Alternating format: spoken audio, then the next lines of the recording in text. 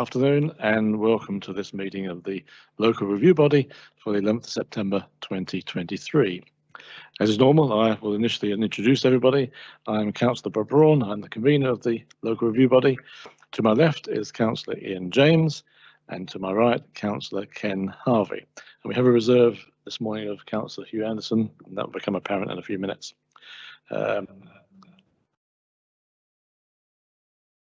To my right, far right, is Mr. Ross Burton, who is an independent planning advisor to the LRB, and he's not part of the planning department and has had no previous involvement with any of the applications before us today. To my left, beyond Councillor James, is Mr. Jeff Fogg, who is our legal advisor for this afternoon, and beyond him, Ms. Jessica Guild, who is a representative of committee services. So the next item on the agenda for me is to ask if there are any declarations of interest. So, Councillor James, any declaration of interest? None for me, thanks, convener. And Councillor Harvey? None from me. And unusually, I too have to declare a non-financial interest this afternoon, which is in item 4.3, which is why Councillor Anderson is here to step in for me on that particular item on the agenda. So third item here is the minute of the previous meeting, and as I was the only member of the committee here, I can advise that is a true representation of the last LRB on the 14th of August. Now, to avoid any delay for Councillor Anderson, members, are we happy to hear item 4.3 first out of order? Councillor Harvey, yes? Yep. Yep. Okay, fine. So at that point, I'm going to have to ask Councillor Anderson if you'll come forward. And I will have to leave the committee while you're here at the item. That's item 4.3. Okay, and I take this opportunity to propose Councillor James to chair the committee in interim.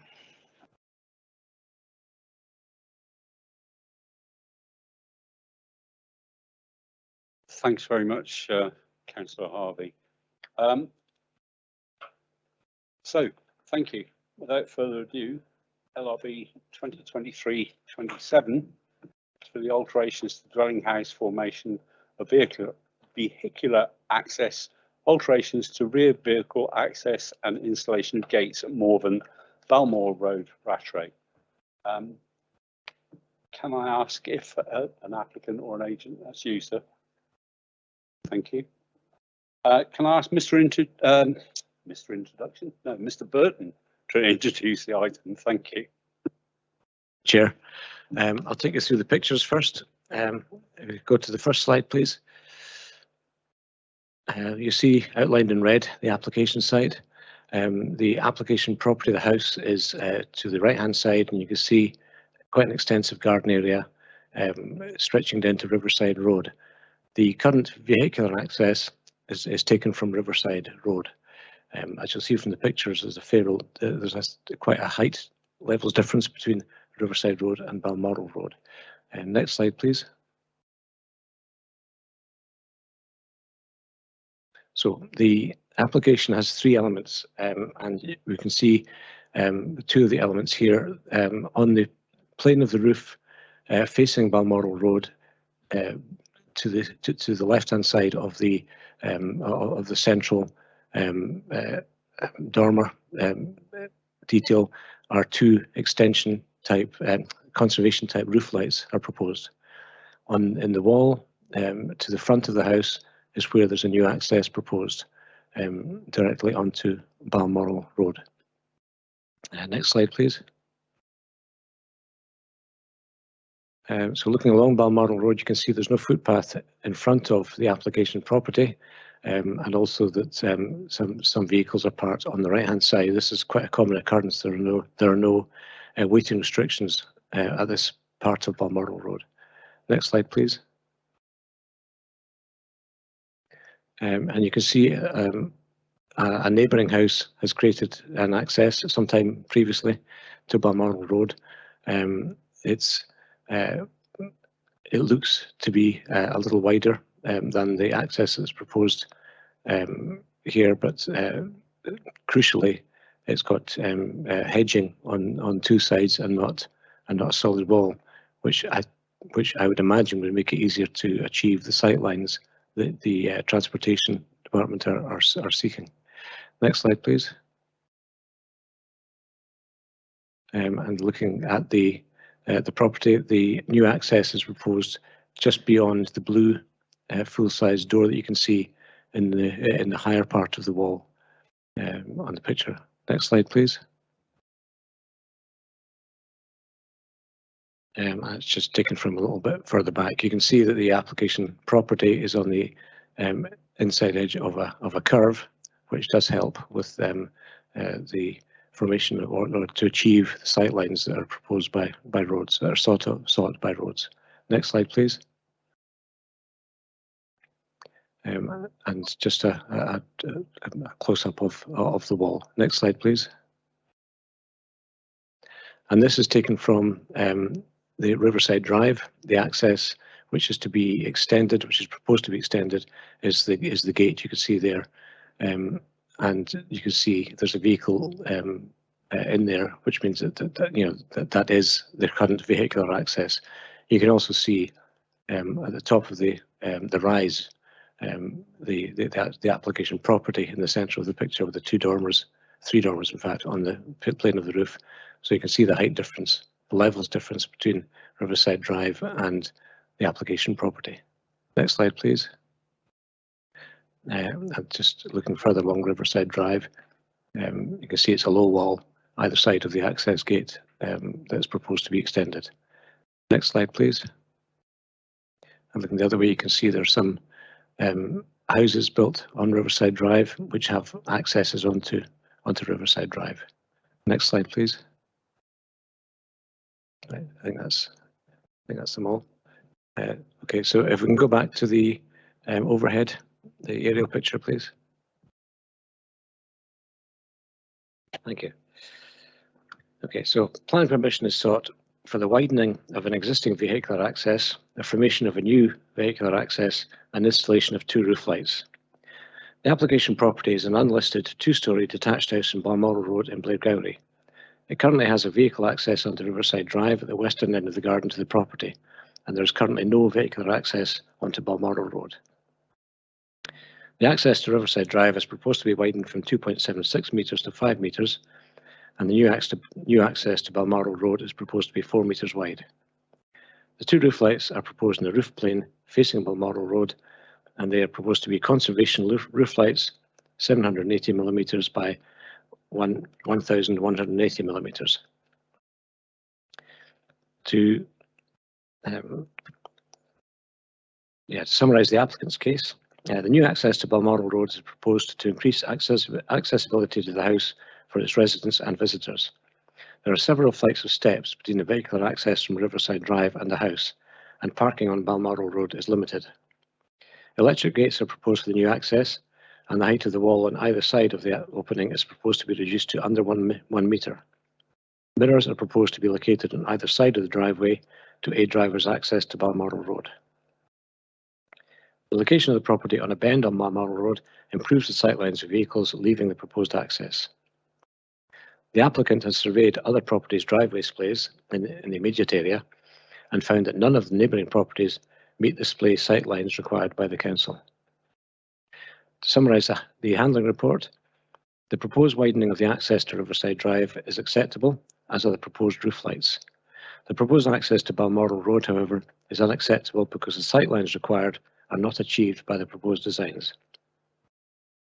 The proposed new entrance would therefore create an unacceptable adverse impact on traffic safety, so the proposal is contrary to policy 60B(a) of the local development plan. 2 letters of representation have been received from the same person who objects on the grounds of access to Balmoral Lane, which is on the opposite side of Balmoral Road from the proposed new entrance, and parking issues on Balmoral Road generally. The gist of the objection is that the new access would make it more difficult for them to access, for them and the other 5 properties that access Balmoral Lane, to access the lane from Balmoral Road. So material considerations, policy 60B(a) of the local development plan is relevant. This requires development proposals to be designed for the safety and convenience of all road users. The only observations I have on the application, councillors, is the proposed entrance to Balmoral Road is unacceptable to the council's transportation service on the grounds of road and traffic safety, and the other two elements of the proposal are acceptable. Thank you, Chair. I'm happy to take questions. Thank you very much, Ross. Councillors, do you have any questions for the officers, please?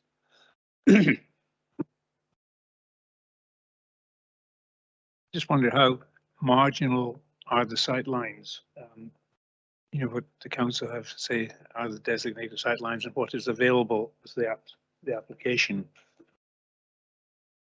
I'm not sure what the margin is, Councillor. I'm just aware that the report that the Transportation Service submitted doesn't give details of that. It just says they're not acceptable.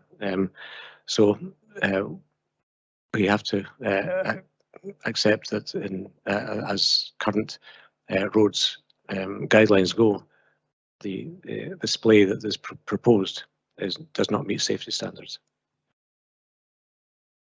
Yeah, from that, it might be difficult to improve the display or the view lines, or can you suggest a way of possibly increasing them to allow it to satisfy the transportation demands of the council? I'm afraid I'm not a roads engineer, Councillor, but I don't know what discussion has taken place between the applicant and the Transportation Service. I would imagine, though, that there could be discussion about widening the part of the wall that's to be dropped in height to 1 metre. That's where I'd imagine the only improvement could be made. Councillor Harvey, you have any questions? I have one, please. If we were minded to look at this, bearing in mind that there's three elements to this application. We've got the roof lights, widening the vehicle access, and the other end. Is there something that we could do which would allow, or is there a way in which we can allow this to progress so that we can come up with something? The only suggestion I can make, Councillor, and this is something that we might want to get some advice from Mr. Fogg on as well, is that if, as the handling report states, that there's no issue with the roof lights and with the proposed access widening onto Riverside Drive, if committee were minded to look at imposing what's called a suspensive condition on the consent, such that the access proposed to Balmoral Road could not be constructed unless and until sightlines or an engineering solution is found to the sightline issue to the satisfaction of the Council's Transportation Department. What that would mean, in essence, would be that the applicant could continue with the two elements which are specified in the handling report as being acceptable, the roof lights and the Riverside Drive widening, and seek, hopefully with the aid of the transportation section, a way to achieve the sightlines that they want to provide. Such a condition would have to be worded to the extent that written approval of the planning authority would have to be sought before work on that aspect begins. But I personally, I can't see any reason why, if committee were minded to do so, you couldn't go down that road. But as I say, I'm happy to take advice from our legal representative on that. Thank you for that. Jeff, have you got anything to add to that? Not much, convener.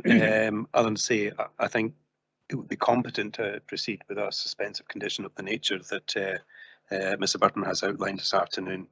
And you've heard that the other two aspects of the application are not in contention. Thank you for that. So members, taking everything into consideration, the advice we've just been given, I'll be happy to proceed. Do you think we have enough information to proceed? Yes, we have enough information to proceed.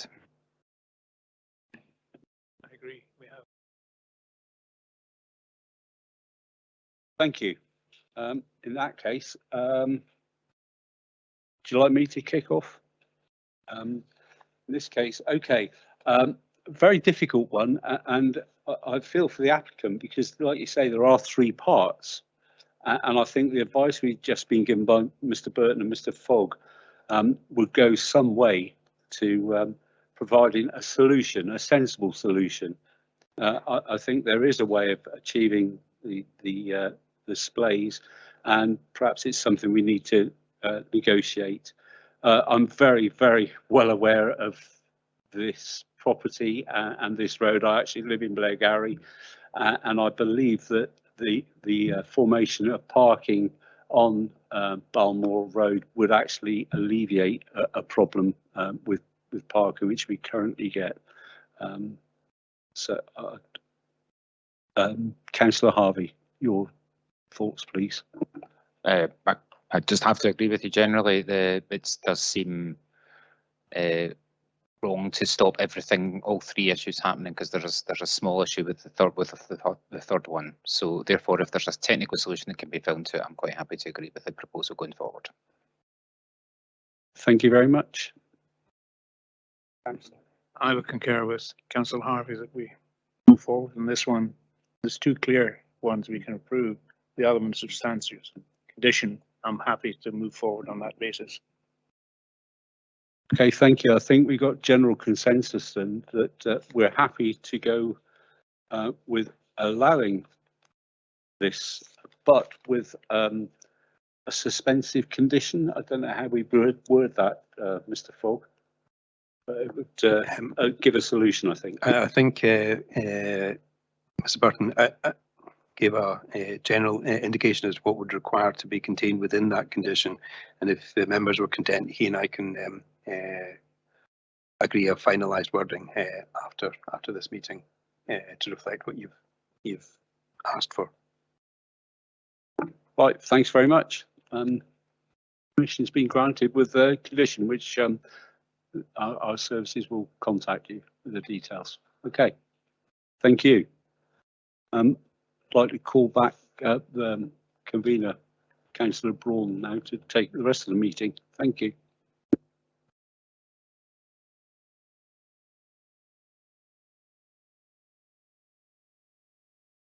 Sorry, I forgot. Thank you, Councillor Anderson, for stepping in. Thanks.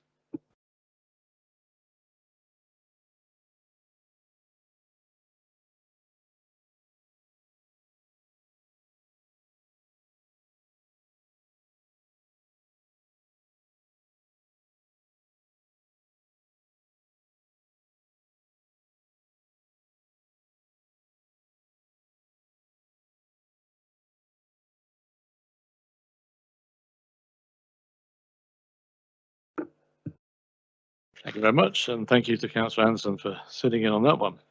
So we'll now move back to the agenda as is. This is now item 4.1, which is the erection of a dwelling house land 70 metres southeast of Milner Field House in Blairgowrie.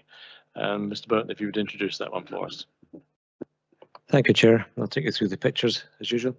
The overhead, the aerial picture shows the application site in red. It also shows the specific proposed site of the house. You can see towards the southern end of the bottom of that application red line area, a rectangle. Now that rectangle is the proposed site of the house. It is it's the site of work that's been carried out in implementation of a previous consent, and the previous consent was for a swimming pool within an enclosure, a building, which was of a very similar size to the proposed house. You can see to the west of the application site, you can see Mountfield House with its gardens stretching to the south, and you can see the driveway to that stretching to the north. That goes towards the A90, as you can see. The road, there's also a road that goes through the trees to the left. That land is part of the ownership of Mountfield House. So next slide, please. So this is taken from the top of the driveway into the grounds of Mountfield House.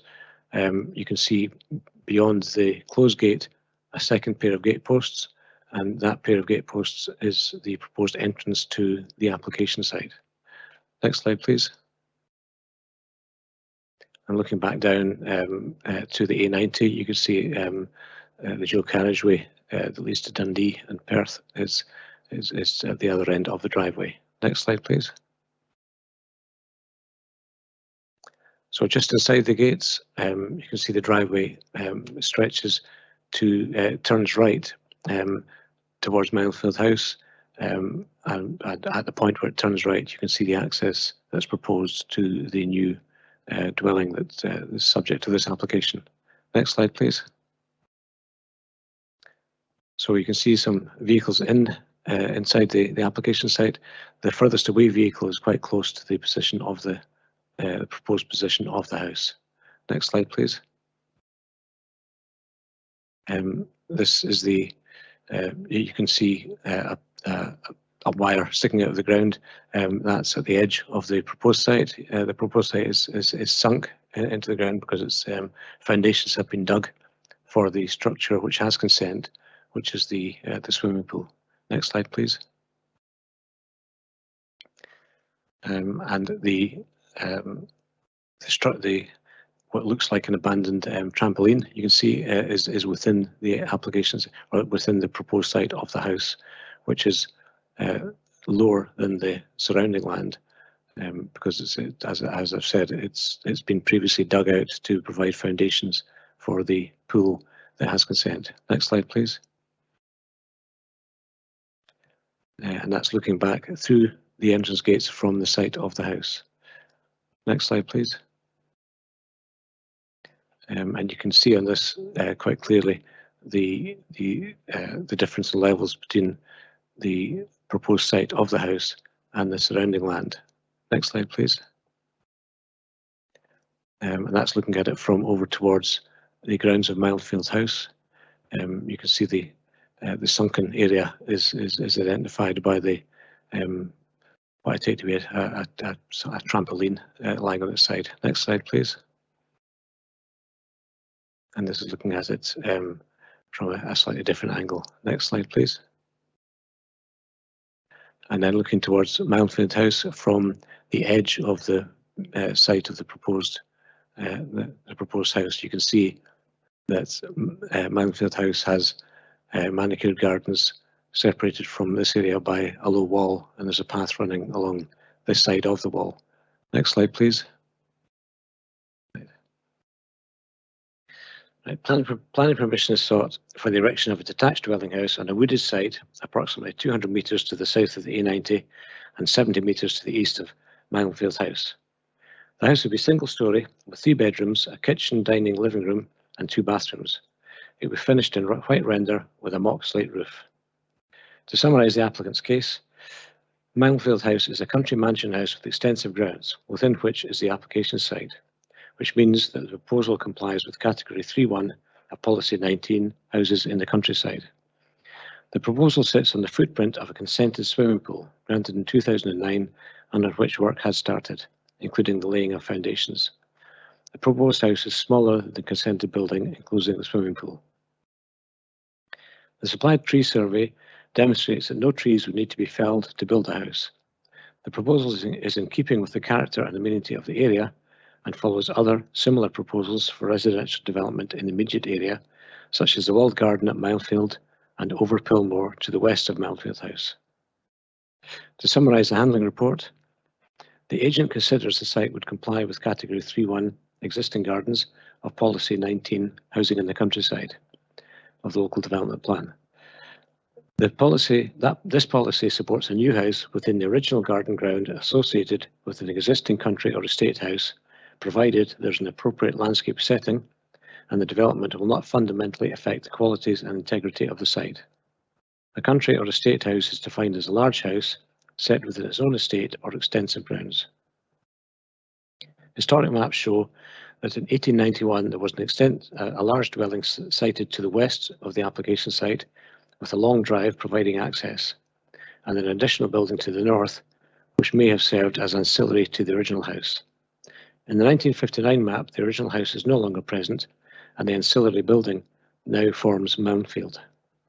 In the 1970 map, some further ancillary development has taken place to the south. The plans submitted for the proposal show the full extent of land ownership, which is proportionate to the scale of the house, but it is not considered for the purposes of the policy to constitute a country or estate house set within its own estate or extensive grounds. It also appears from the maps that this area was wooded and not laid out as gardens, such as the manicured gardens that lie to the west of the application site. It's considered, therefore, that the proposal does not comply with Category 3.1 of the policy. The application is accompanied by a tree survey which does not appear to directly relate to the site plan and shows trees which are not in the tree survey.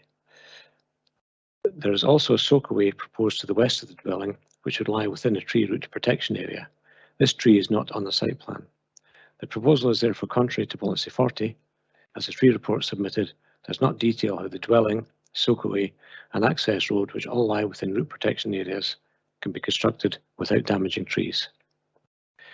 There were no representations to the application. Material considerations, Policy 17, Rural Homes of National Planning Framework 4, and Policy 19 of the Local Development Plan, Housing in the Countryside, are relevant. Some observations on the application. On the proposal, the previous consent referred to by the applicant for a swimming pool on the same site as that proposed for the house is material, but the committee should note that the pool building would have been ancillary to Moundfield House and would not have been a separate dwelling with its own access, parking and garden area. Thank you, Chair. I'm happy to take questions. Thank you, Mr. Burton. So we'll open to questions. Councillor Harvey, to you. Thanks very much for, thank you very much for your presentation there. Just to clarify, the main grounds of refusal here are to do with the change in use of the building rather than the size. Just thanks. Not as such, Councillor, because the building doesn't exist at the moment. The building would have to be built for a change of use, but I can see what you're getting at. The building that's proposed is a very similar size to the building which has consent. So in some ways, yeah, that is correct. The building that's proposed is very slightly smaller in footprint than the building which has consent to house the swimming pool. Sorry, my apologies for my loose language. So basically that comes down to a house. Residential house would require different services and different backgrounds. So if you could elaborate on that for me, thanks. Certainly, yes. The difference between the consented dwelling, which would house a swimming pool, and a house with 3 bedrooms, are about access, about hard surfacing around about the proposed house. For instance, the proposal includes a parking area immediately to the north of the proposed house. The garden area would include areas which are currently woodland. The drainage and sewage implications for a 3-bedroom house are greater than they would be for a swimming pool, which leads to the observation that was made in the handling report about a soakaway to the west of the dwelling, which would lie within a tree root protection area, which means that potentially it would have a greater impact, or not potentially, it would have a greater impact on the surrounding woodland than would the consented building, which, as I've said, is purely to house a swimming pool. Okay, thank you. That's all for me. Mr. Burton, I have a question myself, and it comes down to this concept of a country estate.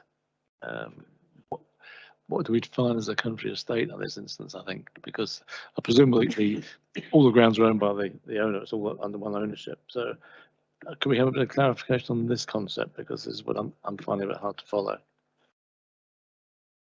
Certainly, when the original Moundfield House was there, the house will lay immediately to the west of the application site. You can imagine the grounds of the house would include the area which is currently the garden area of what is now Moundfield House.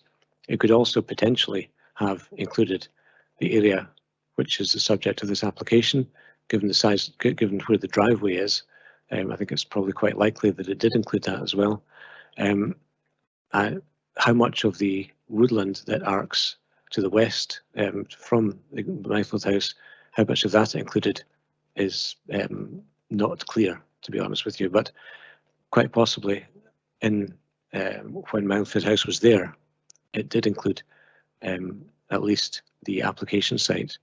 The policy, however, talks about existing gardens, and it's about an existing country or estate house.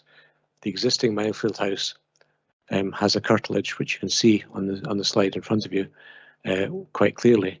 It's got quite an extensive manicured garden to the south of it, which, as we noted in the pictures, the photographs, is separated from the application site by a stone wall. So I would suggest that the current application site doesn't lie within the estate of the current Myfield House. Right, just to clarify a little bit, then when we talk about estate, we're talking about the garden ground of the land rather than just the whole concept. Yeah, okay. That's correct. Yes, it tends to be ground which the casual observer would take to be associated with the house. So yeah, that's. Councillor James, any questions?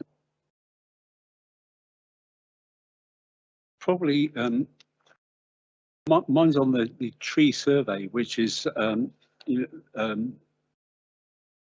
reasons for refusal. Tree survey does not detail development as proposed. I kind of get that, but I also understand that there's permission for a building, for the swimming pool. However, I was just looking at page 107, 106 of our papers, and it appears the only difference would be the route into the house from the road, and it appears that has been taken into consideration. So I'm a little bit confused. What's missing from this plan that we would expect to see for this application? Well, the part of the handling report states that the tree survey which is submitted does not appear to directly relate to the site plan. The site plan shows trees which are not included in the tree survey. So from that point of view, the tree survey is incomplete. The handling report also refers to a soakaway proposed to the west of the dwelling, which would lie within a tree root protection area of a tree which is not on the site plan. So there seems to be a difference between what's actually on the ground and the information that's included in the tree survey. The proposal is taken to be contrary to policy 40 because the tree report submitted doesn't detail how the dwelling and the soakaway and the access road can be constructed without damaging trees. So it's that rather than the tree survey not being incomplete in itself. It's that it doesn't demonstrate how the implementation of this consent would not, and implementation of the consent and the occupation of the house would not damage trees that are surrounding the house. Okay, thank you. All right, so given there's no further questions, members, can we proceed to determine the application for review on the basis of the information before us, that is the information contained within the papers and the presentation by the planning advisor, or do we require more information? Councillor James. No, I'd be happy to proceed, convener. And Councillor Harvey.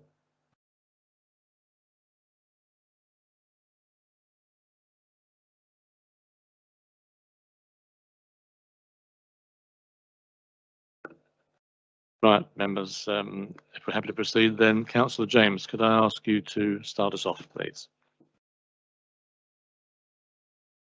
Yeah, thanks, convener. Bit of a difficult one, to be honest, and I'm in two minds.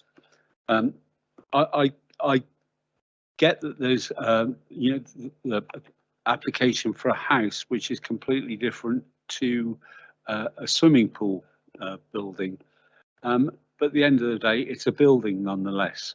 And I think the only thing that, from my mind, would be the access to the house, which I seem to, or I believe that that's been taken into account for the previous building, which they do have permission to build. Very, very difficult one as well with the where we sit with the policy. And I take your question, convener, earlier about, you know, is this part of a bigger park? And I still can't get that out of my head because, you know, looking at the map in front of us, it appears to be just that, a larger park, and therefore would sit within that policy. On balance, I would be minded to go with the application on this one because I believe the tree survey covers enough detail over and above what they already require for the building that they have permission for. So I would allow on this occasion.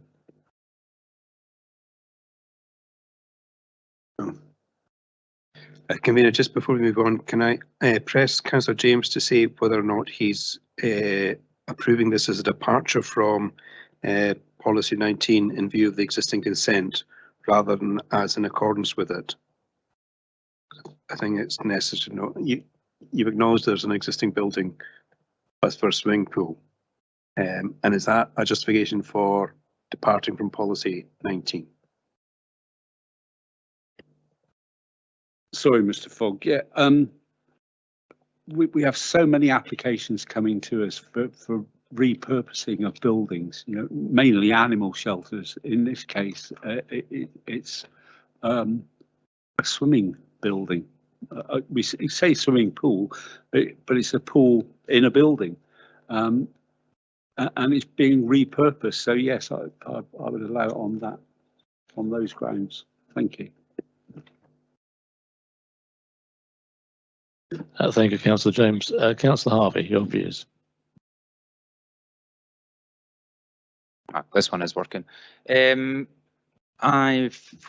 agree that it's a difficult proposal. However, it seems quite clear to me that particularly with regards to policy 19, it's not meeting that at all. And issues related to the trees is also an additional part. So I will back the refusal that was originally put in. Thank you. Thank you, Councillor Harvey. So it leaves me with the casting vote, which is always the worst place to be. I agree with both of you. This is a difficult decision because we have this pool that's been started. I was there with Mr. Burton when he took some photographs, so I've actually seen it. And there would be a building on there. It's not an outside pool. It is an indoor pool, so there would be a building constructed on it. And also, like you, Councillor James, I find it very hard to get my head around this concept of an estate and garden ground. Is there going to be a major difference between the two when you look at it? That's one question. The probably answer is no. They're about the same size, both single story. So, in that sense, there won't be any difference.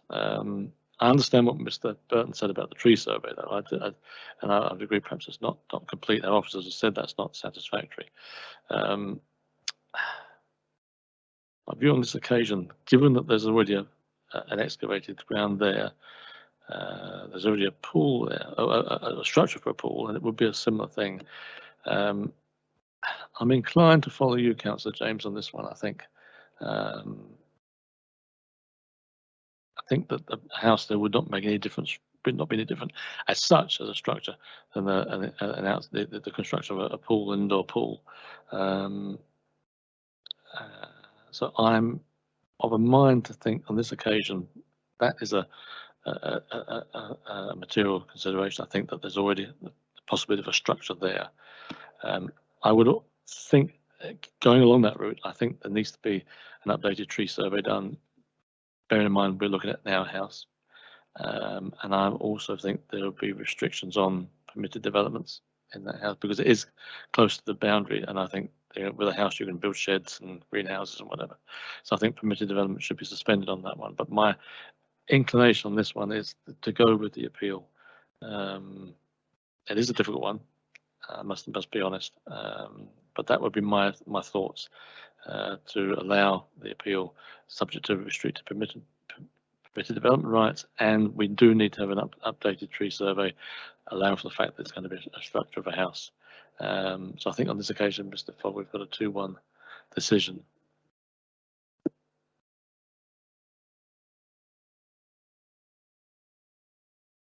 Sorry, an updated tree survey, bear in mind that we're now looking at a house, yes.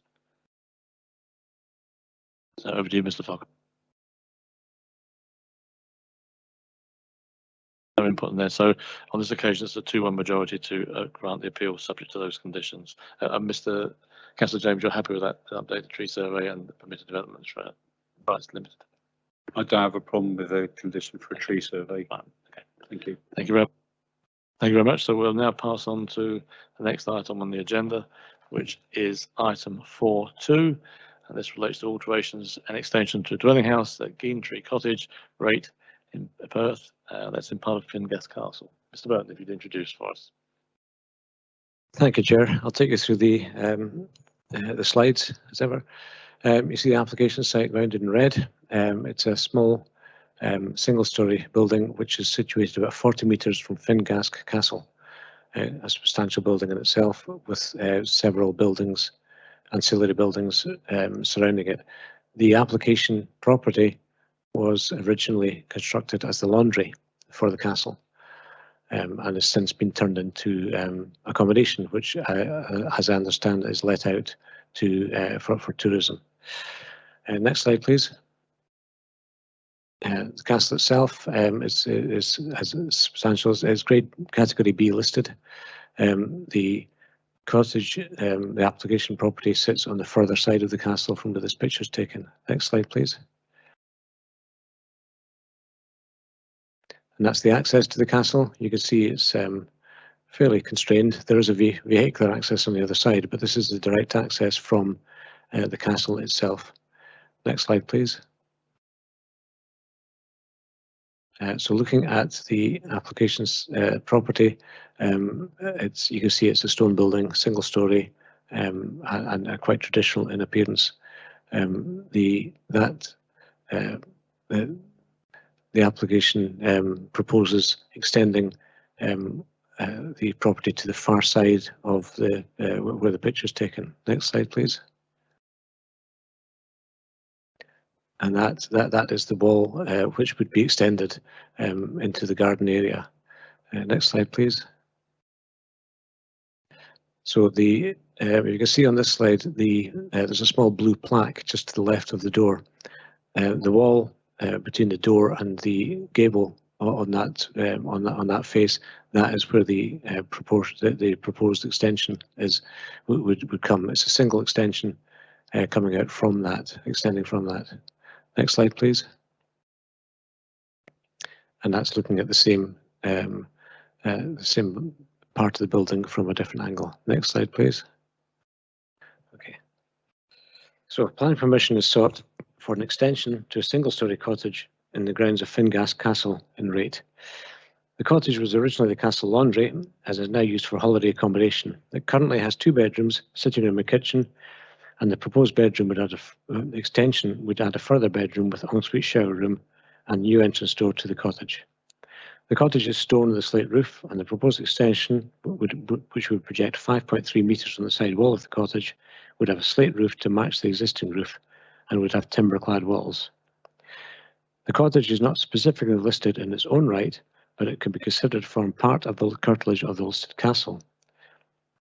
Listing can apply to buildings or structures not physically attached, but which are part of the curtilage of the listed building, as long as they were erected before 1st of July 1948, as this building was. To summarise the applicant's case, the proposal has been designed to be subordinate to the cottage and to have minimal impact on the setting of the castle. The ridge height of the extension is below that of the cottage, and the finishing materials are in keeping with the cottage and surrounding buildings. Indeed, they are the same as materials which have already been approved for 2 other developments in the grounds of the castle, a new build project and the conversion of a former kennel building. The material is sustainable and locally sourced.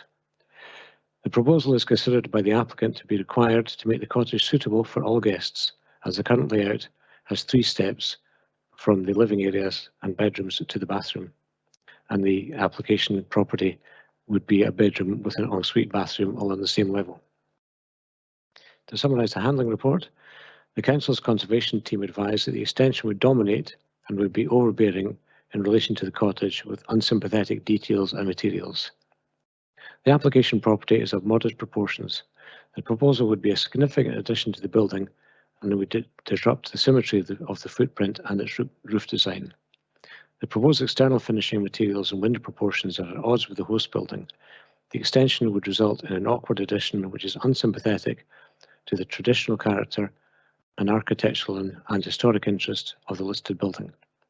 The proposal would also not protect and enhance the integrity of Fingask Castle Garden and its designed landscape. Representations, none received. Material considerations, section 14, brackets 2 of the Planning, List of Buildings and Conservation Areas Scotland Act 1997, policies 7C, 14A and B of the National Planning Framework 4, policies 1A and 1BC of Perth and Kinross of the Local Development Plan, and the placemaking guide are all potentially relevant. Some observations. The above policies are relevant as the application is considered to be listed in view of its position within the curtilage of the castle, its historical importance, and the fact that it was built before the 1st of July 1948. Thank you, Chair. Happy to take questions. Thank you, Mr. Burton. So, Councillor James, any questions?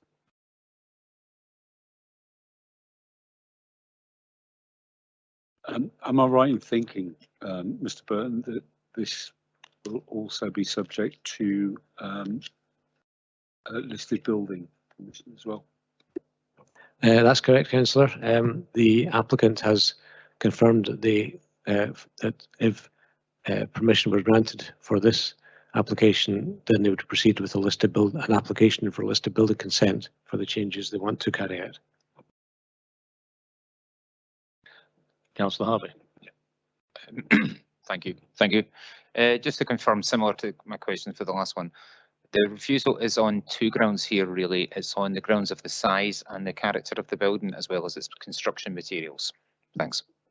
That's correct, Councillor. The handling report states that the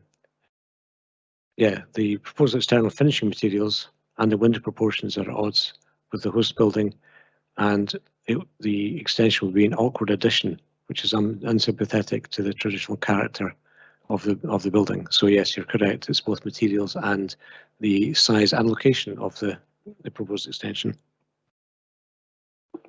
Thanks. I have a follow-up question. So the new building is kind of extending from the west of the building. How far would you say in meters would that be roughly? Yeah, it is the west side, and it's 5.3 meters. It would extend from the face of the building. Okay, thanks. I have a couple of questions. Going back to the list of building consent, this would normally come in at the same time. Would that be an advantage to do that? It can do. It's in my experience, that's the normal way these things are handled. But that's something which is entirely up to the applicant, and it is proper to do it this way as well. So it's something which is entirely for the applicant. And the other question is regarding the materials, the kennels, which I think we can see just to the south of the subject property, that's been built using the same type of materials. Although part of that building was demolished, I think there's still part of the original stone building there with those other materials used to rebuild it. Is that correct? I'm not sure if it's that building, Councillor. I think there's another building in the curtilage, which is perhaps not in that overhead shot, which is the one that was the subject of that application, because the building just to the south, you can see just to the south of the right, adjacent to the red line, is a kennel building, which I understand the applicant is trying to find a way to to make use of by talking to Historic Scotland about cladding and so on. So I don't think it's that building, but it is another kennel building if it's not that one. But you're correct, it has been converted partly by using the materials that are proposed here. Yes. Thank you very much. That's my questions then. So members, can we proceed to determine the application for review on the basis of the information before us, that is, the information contained within the papers and the presentation by the planning advisor, or do we require more information? Councillor Harvey? I feel we can proceed. And Councillor James? Yeah, I think we could proceed as well. And I too am happy to proceed on this one. So if I may, I'll start off on this case. This is obviously a complicated one because we've got listed buildings involved and we haven't got a listed building consent application in place. Looking at I haven't visited the site myself, had a good look round, looking at the reasons we've refused. I think on reasons for refusal number 2, I find that difficult to agree with, having been there and looked at it. I'm not convinced that an extension would have any impact on the Garner designed landscape of Finglas Castle and the Sidland Hills landscape. This is quite a secluded spot. So I feel that, in my opinion, refusal 2 should be removed. And that would be up to my colleagues to consider when they get their chance to speak. As to the materials being used, obviously the advantage would be to have stone matching the existing building, but I would wonder whether that's feasible to find matching stones these days, and also to actually transport them there would be difficult. This is not an easy place to get to, and the tracks are quite steep in places and obviously very narrow. And I would have thought that the materials that have been used before are a natural adaptation to mix in with the existing stonework, giving a rural appearance, rustic appearance.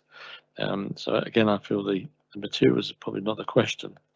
However, where I have got a bit of concern is the actual way the extension has been considered to the front, and I feel that is not the best way to do it, given that any application which may be approved would need listing building consent, and I think that would be difficult to get. So I'm of an opinion that perhaps this extension should be worked to the back, which would be to the east of our picture up there, and would fit more closely in the back of that site. It would need moving the oil tank, which is actually close to the wall anyway, which I would consider perhaps a possible safety problem. So that is where my concern is. I also feel that by putting the extension in, you would improve the quality of the property for more modern living, particularly for people who have perhaps limited mobility. So again, I would be looking at changing the reason for refusal number 1, if my colleagues agree. But on this instance, I would have to refuse the appeal, primarily because of the way the extension has been planned. I think it's in the wrong location. I think an improvement could be made here.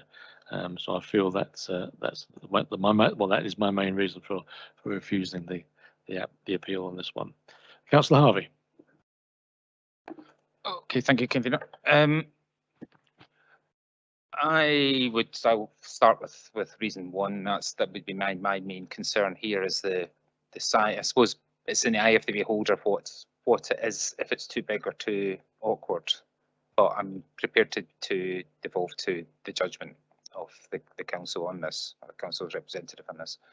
It does look like the building does have some historical interest. It's not exactly clear how big this other part of the building is, but I feel that it probably is too large, and therefore we shouldn't break those type of policies. Without knowing exactly, when it comes to issue 2, without knowing exactly what the materials are and having a contemporaneous picture of the two of them next to each other, maybe via 3D, it's difficult to comment upon that. I know obtaining materials is getting harder for houses of this generation, but it's not impossible. So for the moment, I'm still mainly reason 1, but number 2, I'm going to back the refusal permission. And Councillor James. All academic, but our officers have a real difficult job, and this was a difficult one. unlike yourself, convener, I'm not opposed to different materials. In fact, I've seen many properties with more modern materials, to bring a property up to date, and it adds to the character. So I really don't have an issue with that. But the size and the position of it, for me, was a little bit wrong. And I think our planners on this occasion have actually got it right. So I too would make a full house of refusal. Okay, thank you, Councillor James. You would be refusing with the actual reasons for refusal as before you. Yeah, I'm quite happy, but similarly, convener, I'm quite happy to support your changes. Like we've already discussed, it's planning is one of those things that it's. I think Councillor Harvey mentioned a minute ago. It's in the eye of the beholder. So if it's your intention to change the refusal reasons for refusal, I'd happily go with that, though, convener. Thank you. Oh, Mr. Fogg, we have a unanimous decision to refuse. Perhaps your advice a little bit on reasons. I'll take your advice on that perhaps at this stage. Yeah, well, that's unclear. As I understood it, Councillor Harvey is moving to refuse the application for both the reasons set out in the decision notice and identified by the case officer. You, however, were, I thought, supporting largely the first reason for refusal, although it does refer to external finishing materials, but you were looking to not support the second reason for refusal in relation to external finishing. But if you look at the second reason for refusal, it does refer to proportions, position and design, as well as external finishing. And am I to understand that to that extent you are in agreement with that?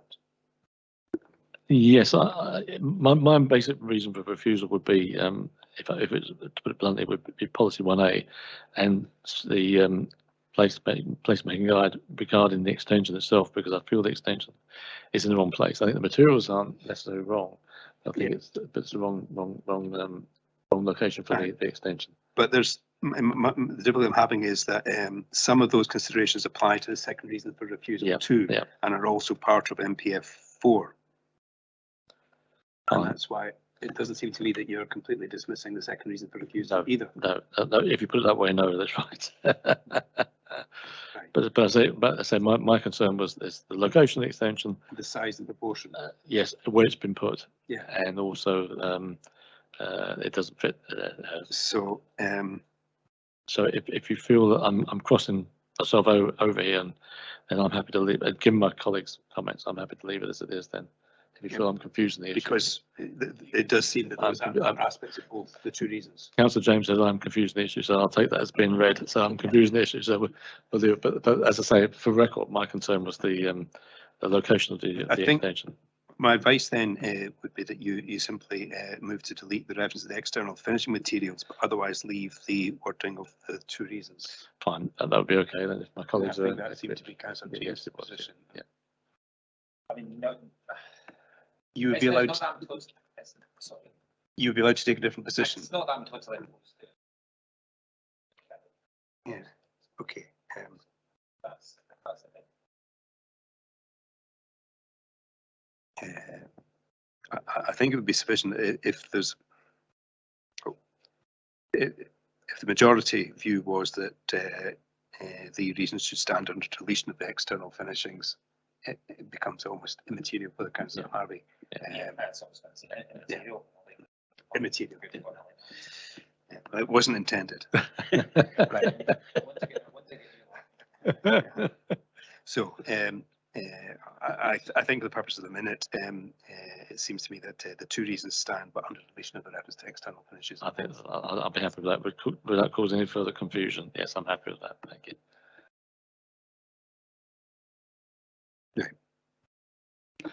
fine. Well, members, that actually brings us to the end of today's local review body. So if I may thank you all for your attendance this afternoon, and we'll see some of you at the next one perhaps. Thank you very much.